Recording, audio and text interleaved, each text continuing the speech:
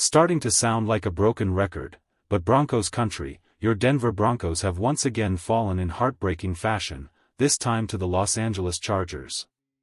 Another last-second field goal ripped the hope right out of Mile High and left fans stunned. But even in the middle of this pain, there are glimmers of light. History tells us that Sean Payton's teams don't stay down for long, and even in Denver's own history, moments of despair have often been the sparks that set the fire for something greater.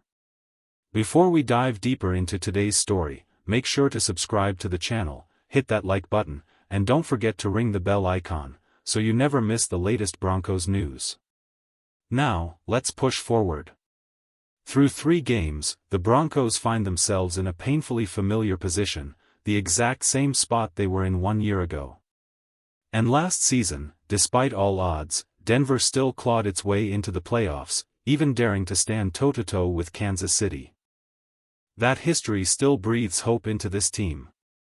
That Buffalo game was rough, but remember, Denver was just 1-3 at that point. Sean Payton has a history of turning things around. During his time with the Saints, he orchestrated a 13-game winning streak. And the Broncos themselves have proven it, riding a 4-game win streak just last season. Let's be honest, many of us probably circled this Chargers matchup as a likely loss when the schedule dropped. Yet, the way Denver battled, even with ESPN giving them a 75% chance to lose, there's plenty to hold on to. If the Broncos are still playoff-bound, claiming the AFC West won't be easy, but if the Chargers continue to struggle through injuries, as they did in this game, Denver's path remains promising. Now, let's talk about the sparks of brilliance from this clash. Down 10 points late in the half, it seemed all hope was gone, but Denver went for it on 4th and 2. Had they failed, the Chargers would have been in prime field goal range with timeouts to spare. Instead, the Broncos pulled off a gutsy, perfectly designed play, a fake pitch to the running back, and then Bo Nix uncorks a laser to Courtland Sutton. Finally, a perfect deep connection that lit up Mile High. Even better, Bo Nix had 3 or 4 other receivers wide open, just missing by inches. It's frustrating because points didn't come, but trust in Nix and Sean Payton runs deep. If Sutton or Marvin Mims had been hit on those deep shots, this game could have swung entirely in Denver's favor. Taking an undefeated rival to the wire, down to the very last second, shows the heart of this Broncos team, even in defeat. It hurts, yes, but it also proves they can battle with the best. You could still feel the heartbreak lingering in the air, gut-wrenching doesn't even begin to cover it. But beneath the sting, there are clear silver linings. Sure, we didn't completely stop the Chargers when it mattered most, but this is one of the league's most explosive offenses. Justin Herbert is MVP caliber, and yet, the pressure our defense applied was a sight to behold. Riley Moss and the pass rush, working in perfect harmony with our coverage, forced crucial turnovers that shifted the momentum. Those moments proved that this Broncos defense can rise to the occasion, even against elite competition. Then there's J.K. Dobbins. Man, this guy is electric. Every touch is a statement, averaging 7-8 yards a carry, slicing through defenses with power and finesse.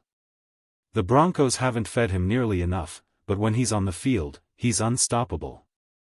That touchdown run where he tiptoed along the sideline, even involving a lateral, was pure artistry, a moment that had every Broncos fan holding their breath and exploding with joy. Denver battled back from a 10-0 deficit, refusing to relent, scoring 17 unanswered points. For a few fleeting moments, victory felt just within reach. A couple of plays here, a catch slightly tighter there, and this could have been a triumph for the ages. The resilience, the fight, the heart, it's all there, and that's what makes watching this team so electrifying. I can't stop thinking about how thin the line is between glory and despair in this division. One moment, Denver is 3-0, riding high at the top, the next, a couple of plays away, and we're staring at a 1-2 record and the weight of frustration. But I still trust this Broncos team. I trust what Sean Payton has been building since the off-season.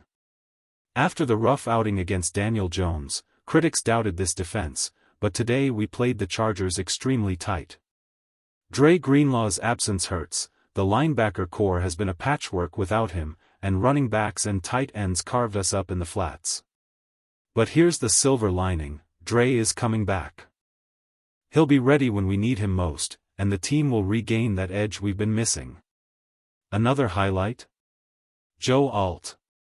One of the best pass-blocking tackles in football, he stood tall today, protecting Bo Nix and giving our offense the room it needed. Even with all the talk about Control-Alt-Delete and shutting down Denver's passing game, Alt held the line like a fortress. It's these moments, these players stepping up under pressure, that remind us why Broncos fans keep believing. Nick Bonitto was unstoppable tonight. 2 huge sacks, 4 tackles, constant pressure, it felt like he could step into the backfield at will. That kind of dominance sets the tone for a defense that's hungry, relentless, and ready to rise. Riley Moss is proving the doubters wrong. Forget the national media or the chatter from fans, Moss has the talent to change games. Pair him with this pass rush, and when Dre Greenlaw returns, this Broncos defense will be top 3 in the league. Tonight, we caught a glimpse of that potential. The Broncos find themselves in the same spot they were a year ago, and honestly, that's something to get excited about. But the frustration remains, the team struggles in one-score games. Jim Harbaugh is now 6-1 against Sean Payton, and despite leads, the Broncos haven't yet mastered closing out these tight contests. Sean Payton has transformed this team before, turning losses into wins, but the next step is learning to win the small, crucial games. Even with that challenge, the Broncos still boast a positive point differential this season. For a team facing heartbreak and near misses, that's a sign that the foundation is strong, and the ceiling is incredibly high. The season has been a roller coaster. We crushed the Titans, winning by 8, only to suffer razor-thin losses by 1 and 4 points. Through it all, the Broncos have still scored more points than their opponents, proof that the offense is firing, the defense is holding, and the talent is undeniable. But those last-second games? That comes down to execution and game calling. A head coach wears 1,000 hats: motivator, culture builder, strategist, negotiator, but in clutch moments, the ability to call the right plays under pressure is what separates good from great. Right now, that's the edge that Harbaugh has had over Sean Payton, and it's reflected in the record. The hope is that Payton is studying, learning, and evolving, leveraging the talent on his staff to turn these near misses into victories. Moments like the overthrow to Courtland Sutton sting, but you also saw flashes of brilliance. On a 3rd and 10, Bo Nix's calm smile told you he knew exactly what he wanted to do, a deep shot that could change the game in an instant. Those are the moments that hint at what's coming next for this Broncos team. That overthrow to Courtland Sutton stings, but it's part of the growth curve for Bo Nix. Remember last season, how many times he overthrew Troy Franklin? Too many to count, 7 or 8 times just by inches. This season, that's not happening. The precision is improving, and that gives real reason for optimism. Marvin Mims and Sutton are still adjusting, but the potential is clear. This offense is growing, evolving, and getting sharper by the week. The season ahead is still wide open. Yes, last night's loss feels heavy, but we're only 3 weeks in. After next week's matchup against the Bengals, now without Joe Burrow, Denver's path forward looks a lot more manageable. The Broncos need to win the games they weren't originally scheduled to, like that early East Coast clash in Philadelphia. Despite the heartbreak, this team keeps showing its fight.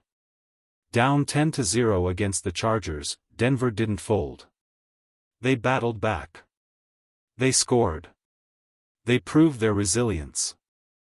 The playoffs are still in reach, and the AFC West chase is far from over, especially with injuries hitting rival teams. We've got Bo Nix at quarterback, a top-end defense, and Sean Payton, the winningest coach in NFL history, guiding this team. 3 weeks in, and the season is just beginning. Broncos country, there's no reason to panic. The talent is here, the fight is here, and the best moments are still ahead. This team isn't done yet.